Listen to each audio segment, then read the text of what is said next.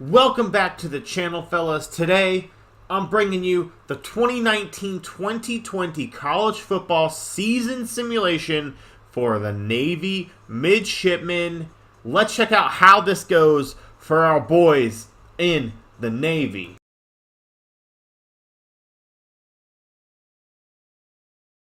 Navy kicks off the year against Houston.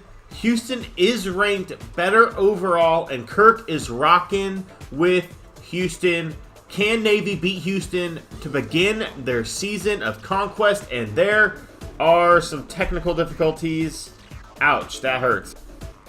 There were some technical difficulties, so here is the 2019 schedule for Navy. Holy Cross, East Carolina, Memphis, Air Force, Tulsa, South Florida, Tulane, Connecticut, Notre Dame, SMU, Houston, and to end the year, Army.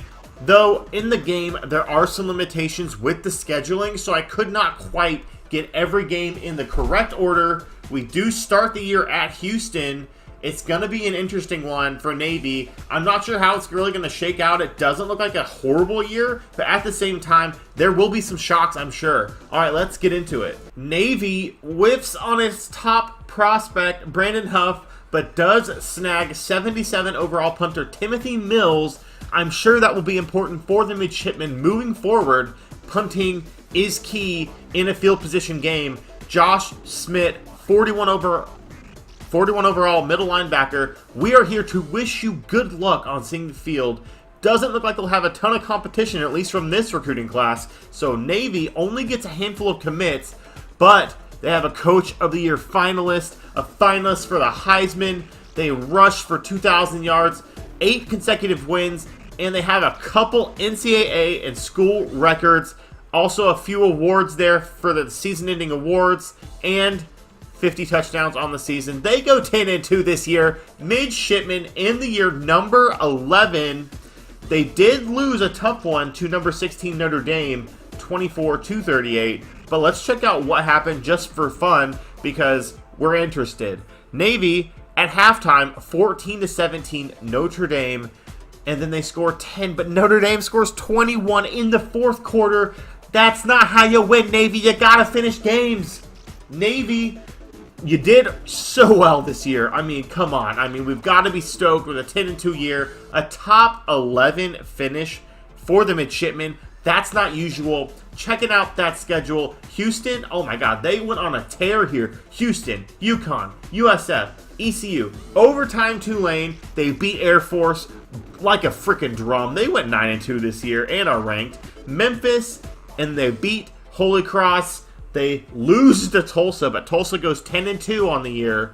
And then they beat the FCS team they have. They beat Army and then lose to Notre Dame to end the year. But oh well, Navy top 11 finish.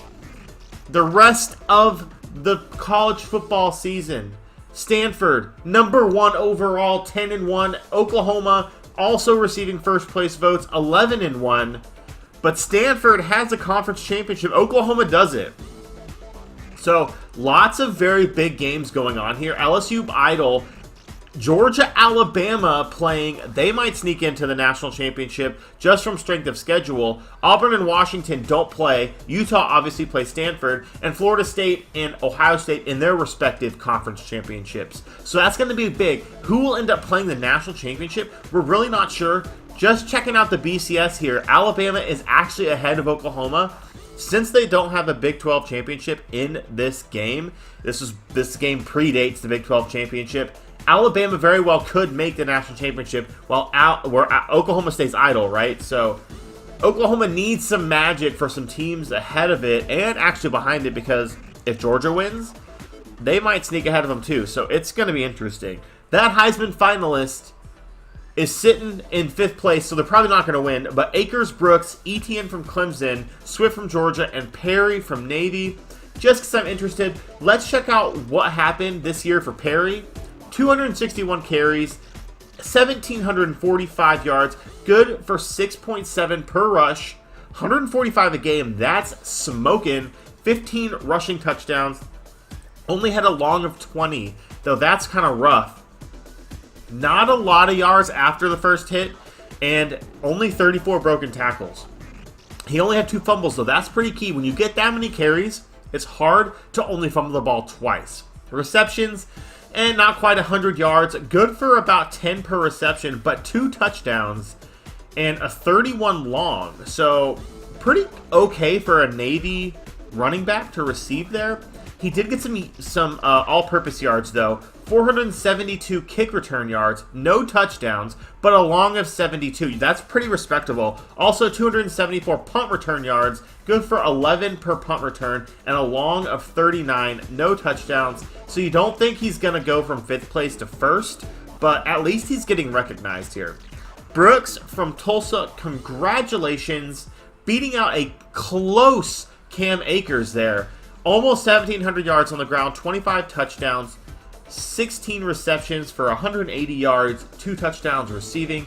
Brooks, congratulations. You love to see the guys from the small schools getting recognition, but Navy, number 13 on the year, 10-2. They'll play Stanford, so they must have lost to Utah. Number 6, 10-2 on the year from the Pac-12. They're playing in a BCS Bowl.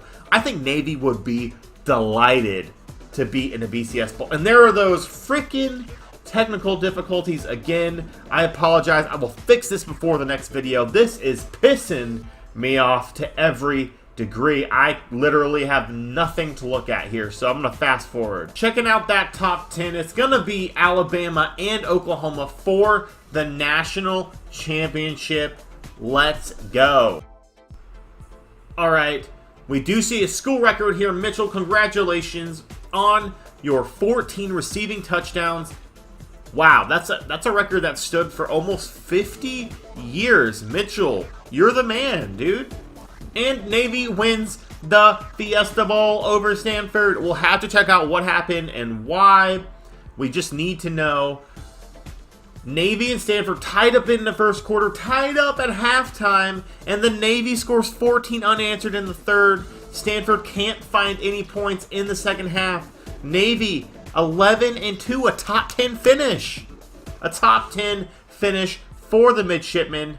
Wow, 25 first downs, 424 yards to 235, 270 yards on the ground from Navy. Stanford can't even compete. They even had more passing yards than Stanford.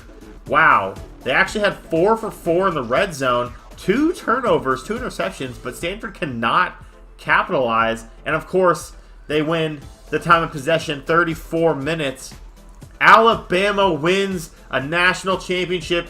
Rip Oklahoma 24-28. Alabama slays the beast. The obvious number 1 this year, 12-1. Look at that top 10. LSU and Auburn were idle. Oklahoma falls to number 4. Ohio State and Washington 11-2, 5-6. Navy number 7. Florida State, Georgia, and Stanford round out the top 10. Oklahoma up 21-7 at halftime, but can't seal the deal. Alabama outscores them 21-3 in the second half. Rip Sooners. It looks like Austin Kendall actually played this game. Wow, so he didn't transfer. He stayed at Oklahoma, and he competed for a national championship. Just kidding. Austin Kendall, good luck to you at West Virginia. We're all rooting for you. Navy, let's check out the season stats here. Jones, 1,100 yards on the year. Not a lot, but they are that rushing offense. So, good job, Jones. Perry with the number 1 rushing yards, 1,942 on the year. Walker, his counterpart at Army, number 2. No receiver at the top of the leaderboard. Not really shocking. You know, they probably didn't have more than a couple hundred yards apiece, if that. Cromartie, 33 solo tackles, top 150. Pittman, 5.5 sacks, top 70. Not wonderful. Richardson, only 2 interceptions. Not really getting it done on the defensive side of the ball there, Navy. McKinney, only good from 43, top 100. But rip, that sucks for kickers. But if you stuck around this long, I appreciate you. Please comment, like, subscribe. Let me know what you think. I'm out. Peace.